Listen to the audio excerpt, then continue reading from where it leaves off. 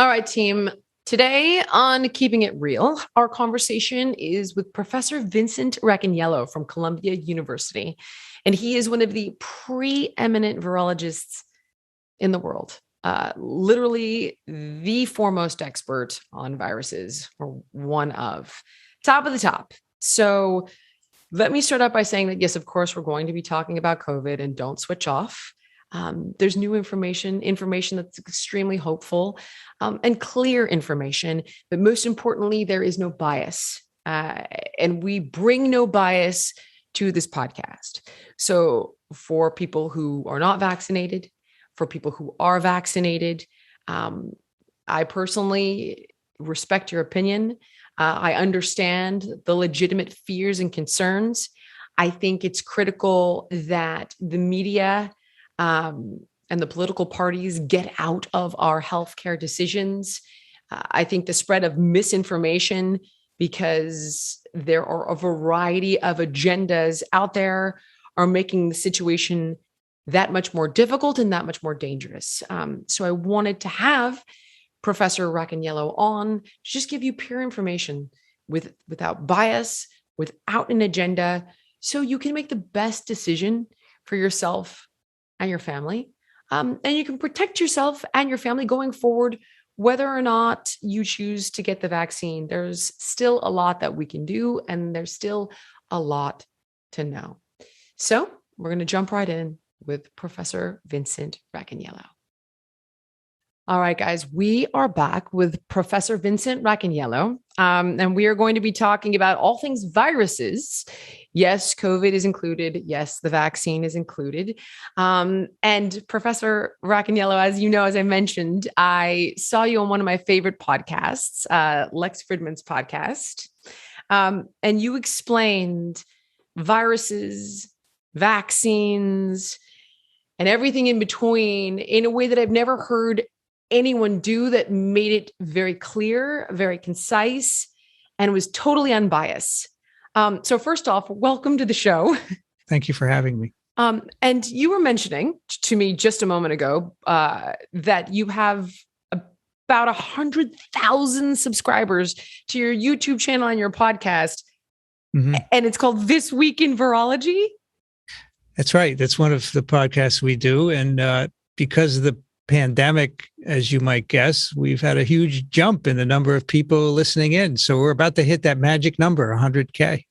But 100,000 subscribers for a podcast on virology, I think says a lot more about you than the pandemic, because there's so much information out there right now. And the fact that you've aggregated an audience when there's so much noise out there says so much about the way you communicate your information, which is another reason I'm so excited to have you on. So I want to start from the beginning.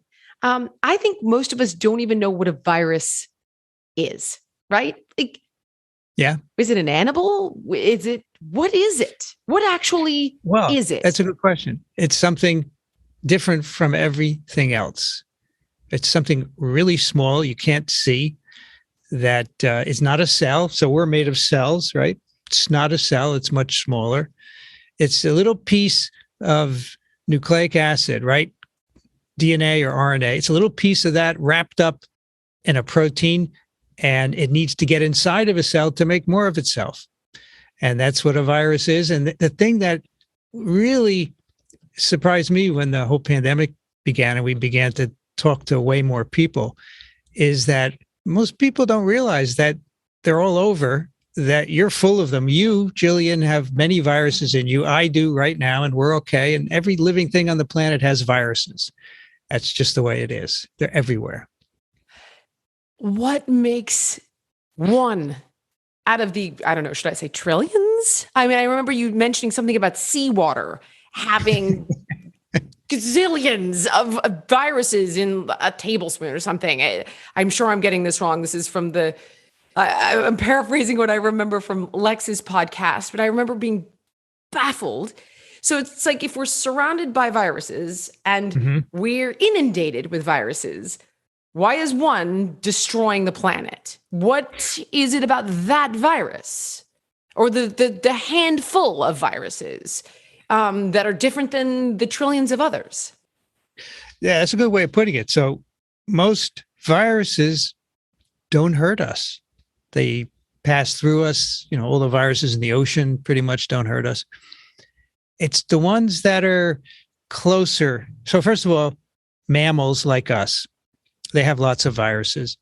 And those are the ones we tend to get, and we get them by accident. So mice and bats, as you know, they have a ton of viruses. And should we encounter them, we could get their viruses. So we get viruses from mice now and then, and everybody has mice in their house.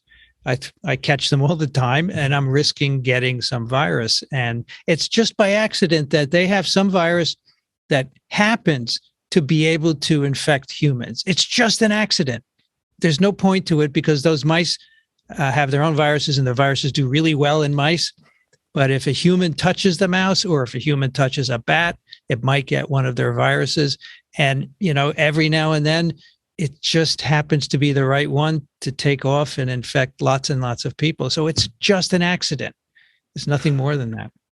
So that's fair. I can follow that, but I'm with you so far. But okay, I've got trillions living inside me, right?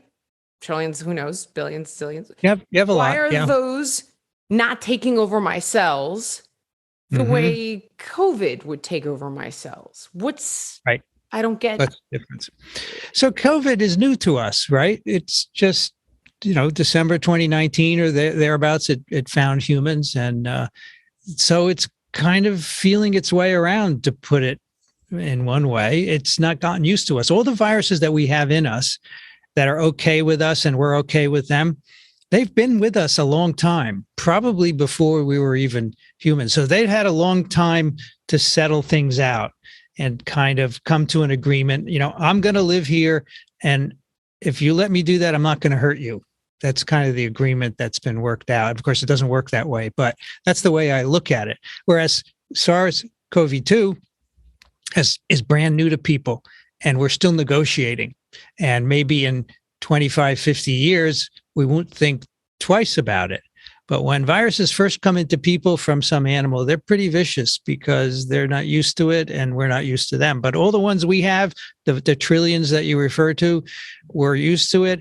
Plus our immune system, right, is really good at keeping them down.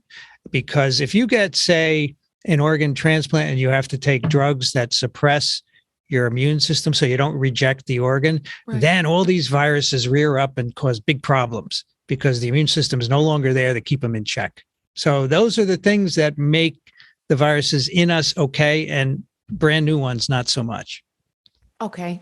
I had seen on another podcast that over time, these infections, these viruses are supposed to get better at infecting us, but more benign, less dangerous for I'm guessing the reason you just explained, which is like, hey, I want to stay in my host longer and I don't want to kill you, because if I kill you, it doesn't benefit me. But then COVID seems to be going the opposite way with variants that seem to be more dangerous, which is counterintuitive to me. And then you get all the rumors of like, oh, it's, it's engineered. This isn't typical behavior. I know that people have said that viruses, they change. They change all the time. It's very typical. But do they change and become more benign, right? As you mentioned, or is it common that you get these strains that are more nefarious? What to expect? So I don't think COVID is getting more nefarious. I think really? It's too early and it's too soon to make those conclusions. And the kind of observations they're based on are going to turn out not to be right. In fact, when Delta first emerged, some people claimed it was more serious, right? Oh, yeah, Doc. I mean, like crazy time. Yeah. I know. But now we're getting reports that it's not. It's probably just the same as all the others. So it's, when you have this rapid information coming out during a pandemic, not all of it is right. And that's why, like you said earlier, we try and sort this out on our podcast and give people the right information. And we're very critical, and we have time. We have an hour or two. Our podcast is long. So I think you're right. Over time, viruses that jump from animals into people, they become less able to cause serious disease, but it doesn't disappear, right? We have polio that's been around for thousands of years, and it can still paralyze you, right? But I mean, for the most part, polio is benign in most people, but just now and then you get paralyzed. Measles can still cause problems. But I think over time, in general, viruses get to be more adapted to their host. And the ones that are more recent, so take Ebola. Every time Ebola jumps over into people, horrible disease, right? It never has a chance to change and get better in terms of disease because it then disappears. We get rid of it, and then the next time it's a new spillover from animals. So I think my idea is that over time, yes, viruses become more benign, but not zero. It's not zero. I don't think they ever get more virulent. That doesn't make any sense to me. To kill your host faster doesn't make any sense. Okay. You bring up different viruses, right, throughout history. Measles, polio. Was the plague, was that a virus or a bacteria, or we don't even know? It was a bacterium. Yeah. A bacteria. So okay. Spanish flu was a virus. Right. I feel as though I wasn't alive for any of this, but you had measles. It seemed to kill kids, right? Measles, but they didn't shut down the globe. Why? And they didn't with the Spanish flu. Was that just because we were a more callous species? Or I wonder, has the COVID response, what are your thoughts on the COVID response? And, before we even get to the vaccine, shutting it down, masks seem like a small price to pay, whether they work really well or not. Like, what do you think about the way we've handled this globally? Because it seems like we've had things that are more dangerous throughout history and didn't respond this way. But I mean, nobody knows because there's so much misinformation and so much agenda. There's no clean information. Yeah, well, part of the problem is that Earth's population is now huge. It's bigger than it's ever been, right? So potential impacts of viruses are greater. There probably were plenty of viral outbreaks many years ago, but there were far fewer people. There was no news. News didn't travel around the world, right? It took forever to find out things that happened across the pond. So, 1918 flu, we tried to shut things down. We're just coming off a war. It wasn't very easy. So that really caused a lot of havoc. But before then, there were certainly pandemics. We don't have a good record of them because before 1900, we didn't even know what a virus was. So, with few people, you have less potential impact. I think there are many reasons why, to answer your question, where we had the response that we had for this one. One is the population of the world is huge, and there are a lot of susceptible people that can die.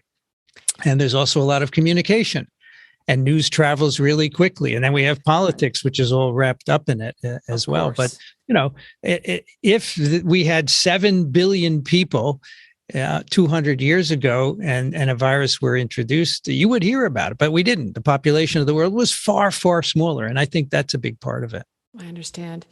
Okay. I'm going to shift gears on you for a second. Obviously, the controversy surrounding the vaccine is huge. And I'm not passing judgment. I'm personally vaccinated. I had COVID. With that said, I have friends that are not, friends that hate people that are not. I don't pass judgment. I just want people to get clean information because I think both sides have misinformation. And I'd like to play devil's advocate with you, if that's okay. Number one, it doesn't work. People are still getting sick. People are still getting sick, but really few people are getting sick. And whenever they do, that's what you get reported, right? Oh, the vaccine, this person was vaccinated and they got sick. They were in the hospital, but it's really rare. It's like less than 1% of vaccinated people are getting seriously ill. So I think it's not right to say it doesn't work. There are multiple vaccines here in the US. We have 3. They work really well. Yeah, you can get infected, but if you're vaccinated, you're probably not going to die. You're probably not even going to go in a hospital. And I think that's a pretty good trade-off to make. And so that's why I'm fully vaccinated and everybody I know is. So to say it doesn't work is just not right. I'm sorry. Okay. With other vaccines, because here's another thing that I've had friends with. We've never, this has never been mandated before. And I was like, your kid's in school. They couldn't get into school without the following vaccines. Like that's not new news. Right. What is new about this vaccine is the mRNA technology. Could you explain what that is? Is this something that's like, it's my understanding, because we had someone come on and talk about it months ago, but it just didn't seem to break through, that it's been around for 30 years, but this is the first vaccine that is an mRNA vaccine. What is different about this? And does that pose greater risks to people? Because a lot of people are like, well, this is brand new tech. We just don't know yet. It's going to take time. So these are not new. They've been worked on for quite a while, these mRNA vaccines, but this is the first time we put them in people, that's for sure. But they were, to think of it this way, in your cells are working away making the proteins that you need to build you, right? And the way proteins are made, there are little pieces of RNA in your cells called mRNAs, right? And they can make any one of the many, many proteins that make up a human being or any organism. So we figured out many years ago how to take and make mRNA to make for any protein we wanted, right? Whatever you name it. And this was done ages ago. Nobody thought much about it. And then maybe 15 years ago, people started saying, well, maybe we could give mRNA as a vaccine, right? Wrap it up in some kind of particle, inject it, and then it would get into cells and make this one protein, which would then, if it's a virus protein, it would protect you. Right. So that's the idea. It's simple. And the technology developed so that it got to work, and it worked really well. It was tested with a few other vaccines before COVID. It was tested in animals, and it looked like it was promising. And the cool thing is that you could make a lot of it, and you could make it pretty quickly. So as soon as this pandemic began, a couple of people in different companies said, let's try it. Let's try it with this new mRNA technology. So as you know, Moderna and Pfizer, BioNTech have done that.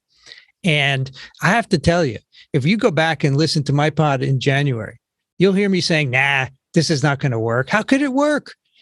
And I was totally wrong. And I'm the first to always admit when I'm wrong, because that's a good scientist does, right? And I said, wow, not only did they get it done fast, but it works and it's incredibly safe and it protects you against serious disease. So yeah, it's a new technology. But now it's been in hundreds of millions of people. And you know what? Many new vaccines are going to be made using this.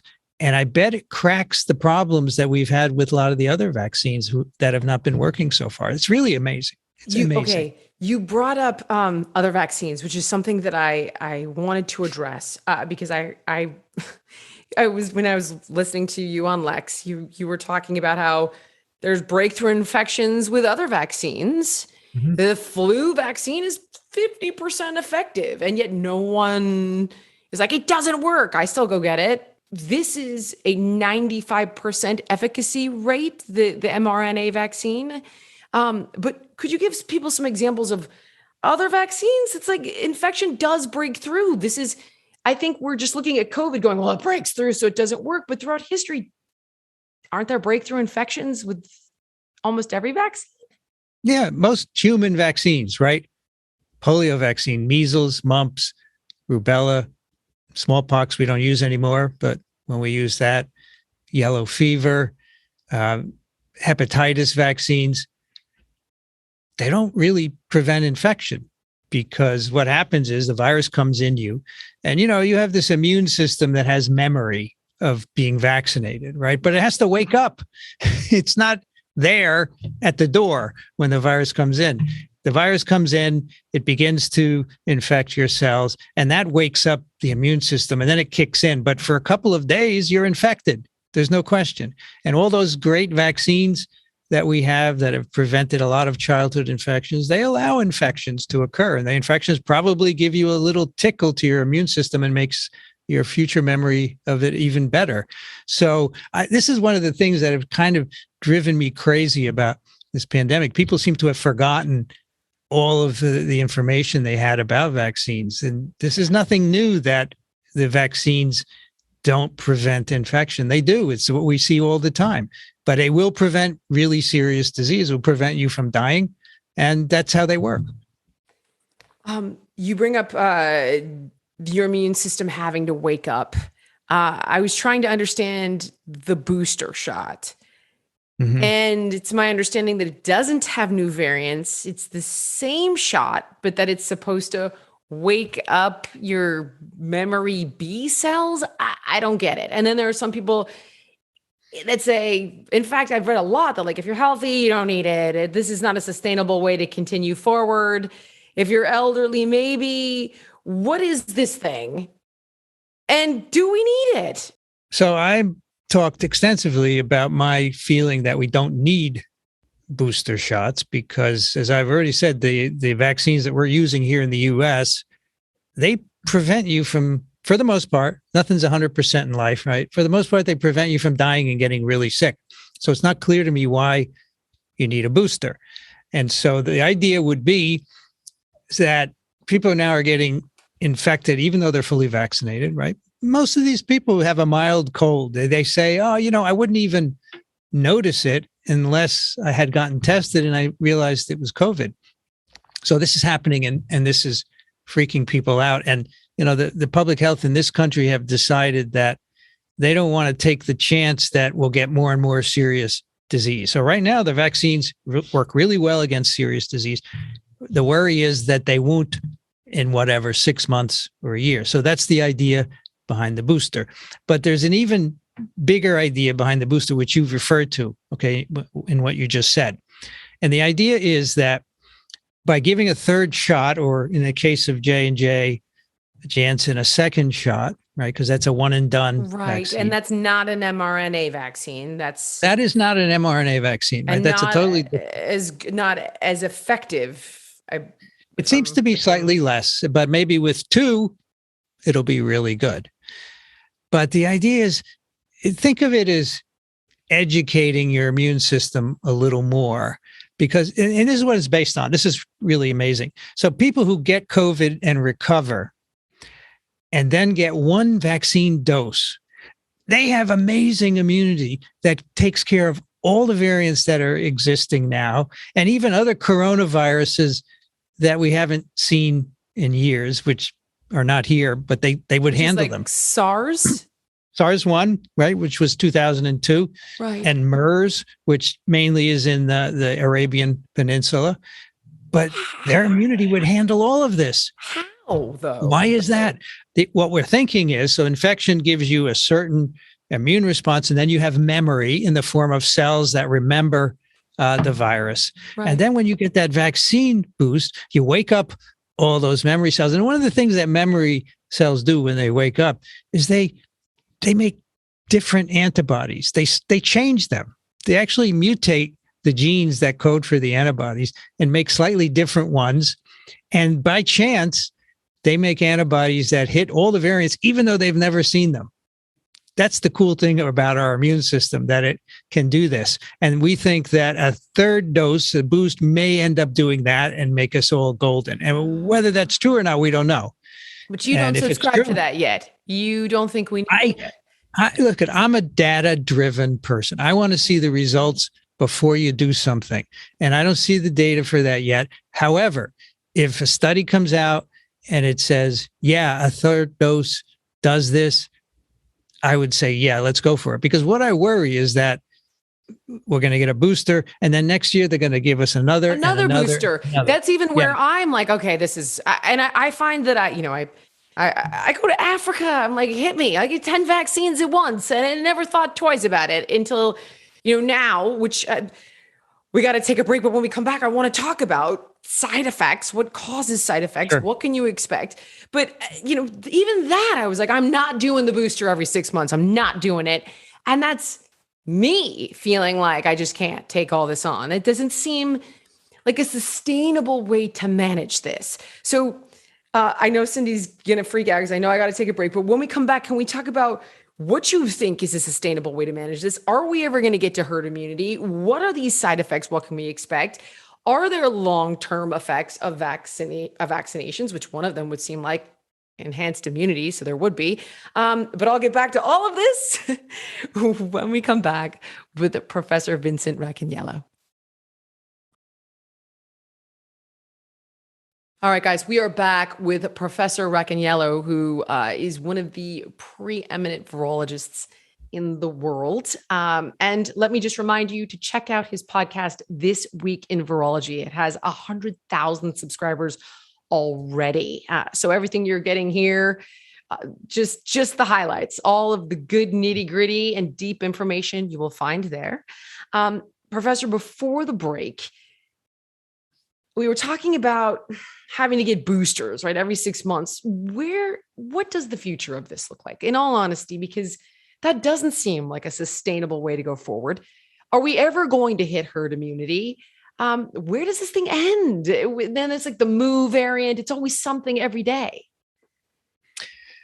I really think that if we could get more people vaccinated, we wouldn't even be talking about this right now. So I think it ends when we get most of the population vaccinated. And when we do, there's less circulation of the virus, and then it mutates less, and therefore we have less of an issue.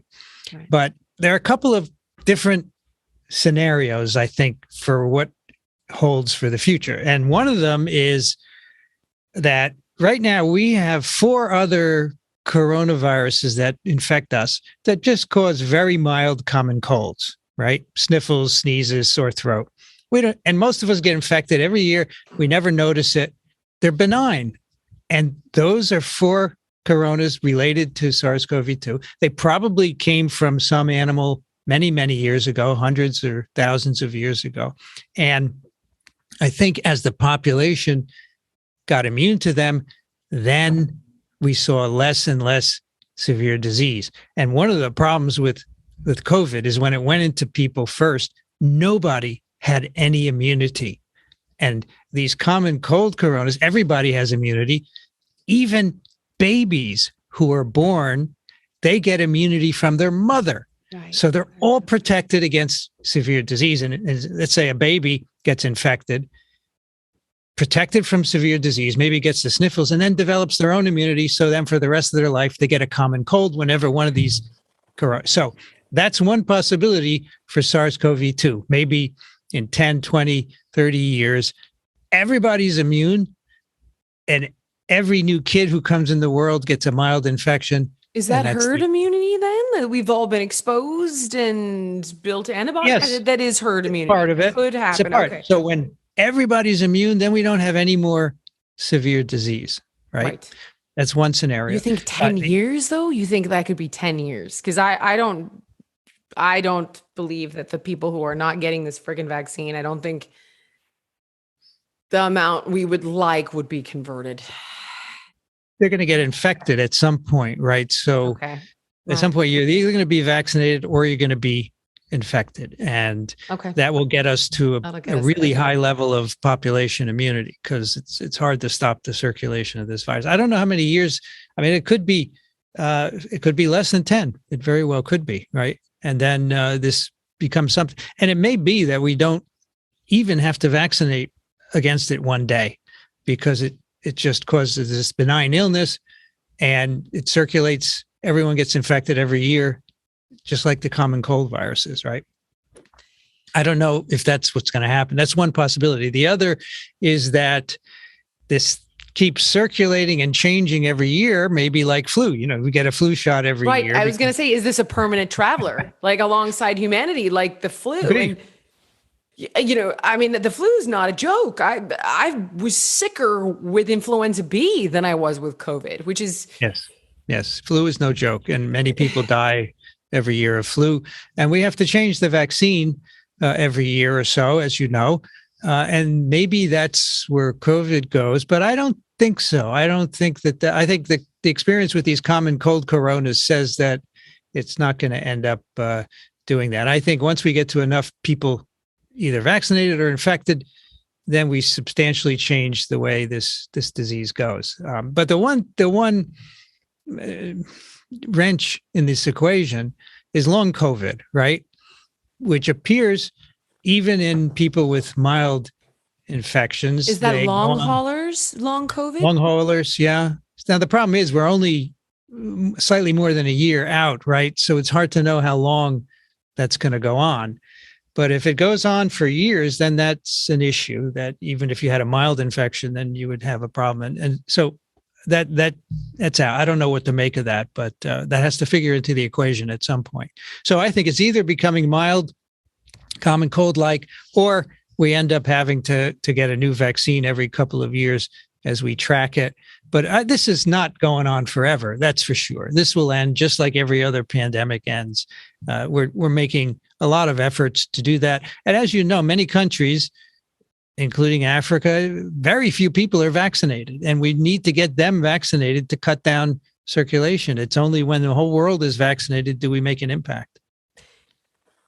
The FDA approval process. A lot of people were like, well, why is it not approved? There's only been the first, I think, 3 phases. We don't have the final. How come they haven't approved it for the final phase?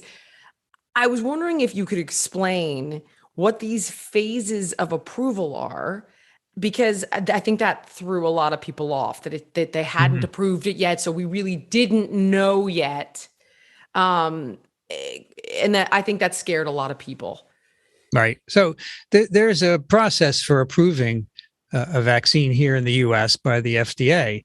And it usually takes many years because it's typically not an emergency, right? It's a disease that you feel we need to vaccinate against, and you develop a vaccine and you go through this process. And the process is there are 3 phases, more or less. The first you develop your vaccine, you make sure it's widely tested in animals in the laboratory, you make sure it does what you think it's going to do, and it's safe in a couple of different kinds of animals. Then you apply to do a phase 1 trial, which would be a very small number of healthy adults, 30, 40, 50. If you can get different ages in there, that's good as well. And you just give them what you think is the right dose of vaccine, and you make sure everything is okay. And by then, you already have a lot of data from animals indicating it's probably safe. But, animals can't talk to you, so there are a lot of things they can't tell you. Of course. And so you give it to people. And that's called the phase 1. It's typically for safety. And then you collect the data, you analyze it for a while, you say, okay, this all looks good. Let's do a phase 2. And COVID phase went through that phase thoroughly, didn't cut any corners. The COVID vaccine. It went through phase 1, except we didn't pause. We said, okay, now we looked at the data as we collected it for phase 1, and then we immediately started a phase 2 to save time.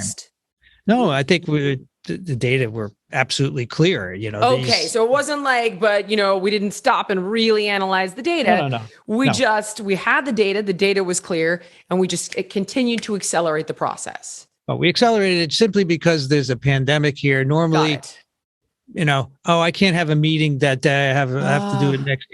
Yes. People adjusted their schedules. Yes. And the phase 1 data looked great.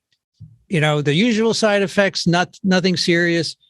We got nice immunity. So then we do a phase 2 where we have more people, and sometimes you play with doses in a phase 2 or timing of doses. But then you look for antibody responses, right? And you look to see if people are making immune responses that look good.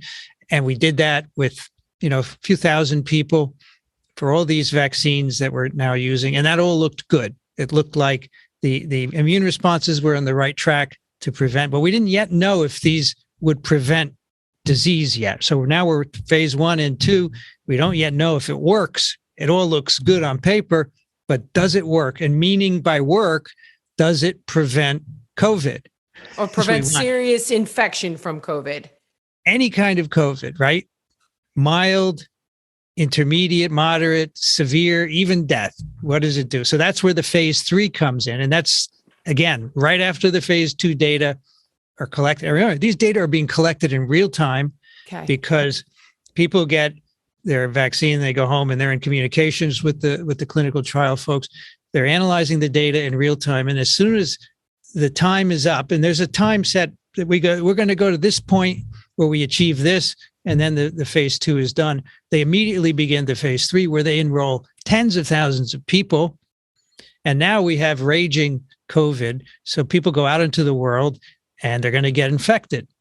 And then you tell people, you have some people which get the vaccine and others don't. They get the placebo, right?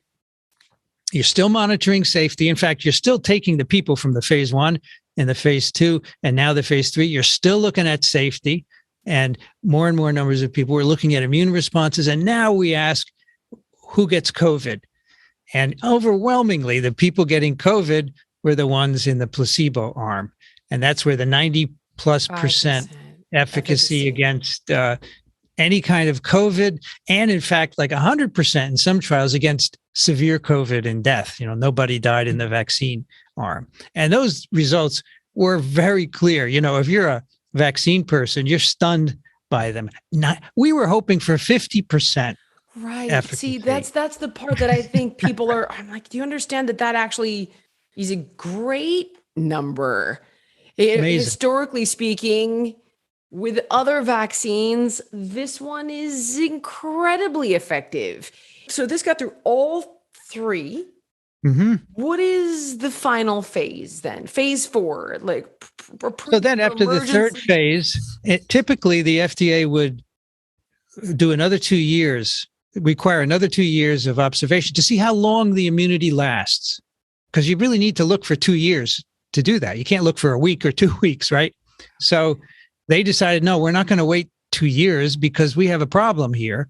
So we're going to give this emergency use authorization, which means if you have a pandemic, you can authorize the use of a vaccine before you finish that 2-year period of observation, which is only to find out how long the immunity lasts. Right, because people think that it's to find out if you're going to die or not. What the long-term effects are going to be. And they're like, we just don't know. And you rushed it, and I'm not going to rush out and get it. I'm going to wait and see. It hasn't been approved. And I actually didn't even realize that. So it's to see how long it lasts. It's how long it lasts. Yeah. All the safety is done after a couple of months. Most long-term, we don't see long-term after 2 months, really, for the most part. So it's just to see how long it lasts. So they decided we're going to do that. And now, as you know, Pfizer has actually gotten a full licensure in the US, and probably Moderna will quickly follow. And then that, of course, was only down to 18 years old. And then we went down to 12, and now we're trying to go below 12-year-olds as well. You have to do the same because the younger kids are not put in the original trials. Those are only adults, which is something that probably should change. That's based on... I was going to ask you why, because I think that's scary unto itself. It's like, well, they didn't give it to kids, which is also strange because aren't kids more immune to COVID? My daughter caught it, I think sneezed once. It's like... That's scaring people. What is that about? Why? That's just a historical practice where kids were thought to be more vulnerable, less developed immune systems, and we should protect them. But now that we've done a lot of vaccine control trials, we know that you could probably include at least 12 to 18-year-olds in that first trial and not have any issues, because we subsequently did, the phases in the 12 to 18 and saw nothing really different in that age group compared to adults. So I think in the future, when you see new vaccines, you're going to probably see a change in the way that they're tested in younger kids. Yeah. All right. So now I want to ask the obvious. What does cause side effects in vaccines? Because people, you've had all kinds of ridiculous misinformation about vaccines, autism and heavy metals, and, and all of that has been debunked. But then there are people that get side effects, albeit small, but what's causing that? When you get infected, you have all kinds of signs and symptoms, right? Things that you feel. And that's mainly your immune system kicking in. When you get a sneeze and a cough, sore throat, That's mostly your immune system. It's not actually the virus doing anything particular. It's your immune system responding. Right. Immune system is great, but it can hurt you sometimes. And so when you get a vaccine, it's the same thing. You're kicking in your immune system, you're ramping it up, and the side effects are mostly due to your immune response. And people respond differently. We're all slightly genetically different. And so you're going to respond differently. Some people get 2 shots and they feel nothing after each one, and others are laid out for a week after each shot. And my son is one of them, for example, and I had hardly anything. So the side effects, fever, malaise, loss of appetite, muscle aches, all that stuff, that is your immune response kicking in and making chemicals that do that. Those chemicals are meant to, inhibit viruses in you, but they also have side effects of their own. Evolution hasn't perfected an immune system yet that doesn't make you feel badly. So when you get a vaccine, that actually means your immune system is doing well. And there are also those are all common side effects, right? Right. Because I was going to say, well, then what is how would there be a long-term side effect other than immunity with antibodies? If I would imagine you would see these things, like you said, very, very quickly because your immune system is going to respond right away. The thing is, nobody can guarantee you that nothing's going to happen in 2 years or 5 years. Really? If anyone does, that's not right. But we can go by what we know about vaccines, and there are typically no long-term side effects. Think about the way it works. You get injected in your arm, the mRNA is there for a couple of days, and then it's gone. So I don't know what kind of long-term, as a scientist, I think about it and I try and figure out what kind of long-term, and I don't see any. So in my view, that's why the first day I was eligible, I went out and got vaccinated, and I just had the typical side effects. So I know I appreciate that people are frightened. And, the reporting feeds into it, unfortunately, and makes them more scared. But I wish I could talk to everybody individually and try and calm them down, because I don't think there's anything to worry about, frankly. This brings me to my next question, though. So if it's your immune system saying like, holy hell, right? Like, whoa, invader, releasing all these inflammatory proteins. I imagine, right? You get the vaccine, your immune system does its thing. You don't actually have a virus that's going to replicate in your body, though. Right. If you have that response to the vaccine, my guess is that you would have that response to COVID and you actually have an infection. No, I don't think you could make that assumption. I thought I was so smart. No, it makes sense, though. It's logical, right? It makes sense. But I don't think you can make the correlation between a response to vaccine because we know that some people, have different responses to both. So I think it's a different scenario and they're not the same. But certainly the side effects you see after vaccination are a subset of what you would get if you were actually infected. But as you say, when you're infected, it's much worse because the virus is actually reproducing in you for quite a few days and your immune system is responding in big time, and it's a lot more severe for sure. Antivirals, where are they? Why don't we have them? You get a cold sore, you take Zovirax. Why not? I don't get it. Wouldn't that be a thing? It should be. We should have had them actually before the pandemic because we had a SARS-1 in 2003, right?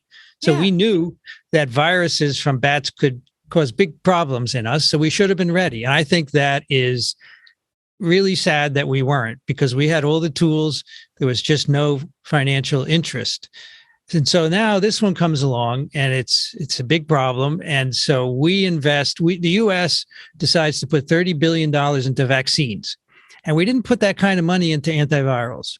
And that's why we have really good vaccines, multiple ones, and we don't have any antivirals yet. We have repurposed ones like remdesivir that don't really work all that well, but we don't have any, and that has to be given intravenously, which is not particularly convenient. We need a pill that you could take as soon as you get your positive like a COVID Tamiflu. Test. Exactly right. Exactly right. And those are apparently, in the pipeline. We might have them by the end of the year. But boy, could they have changed the outcome of this pandemic if we'd had them.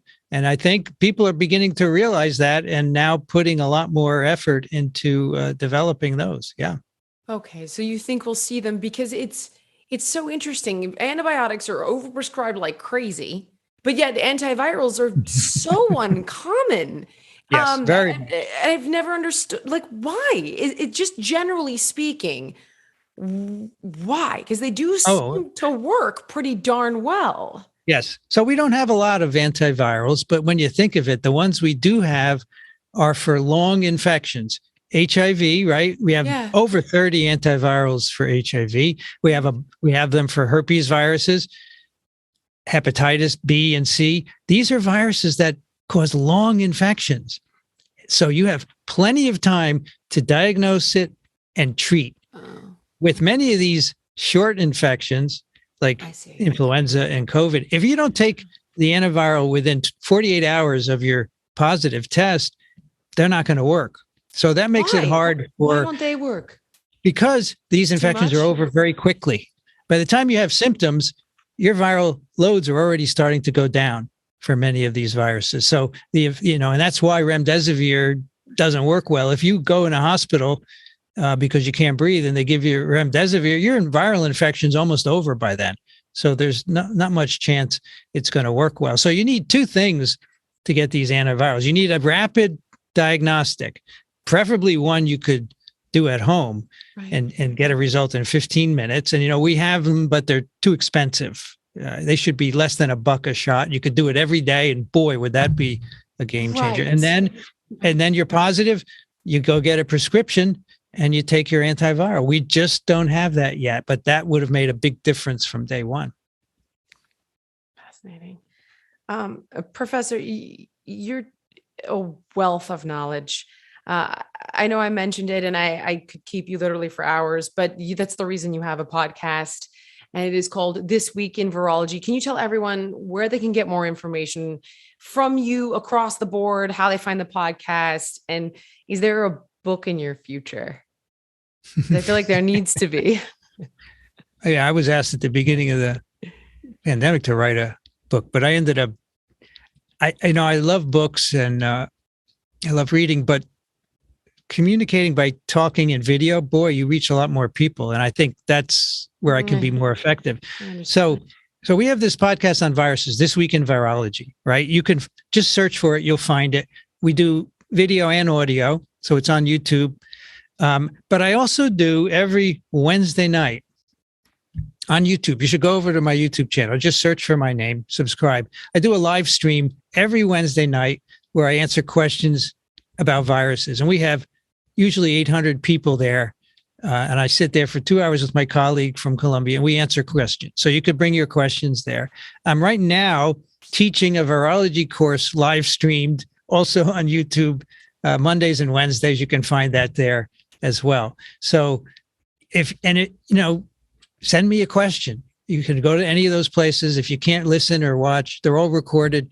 Send questions. I'm happy to answer them anytime. I'm so sorry. I have one more question. Sure, I was like, damn it. Vitamin C, zinc, vitamin D. Worth supplementing? Waste of time.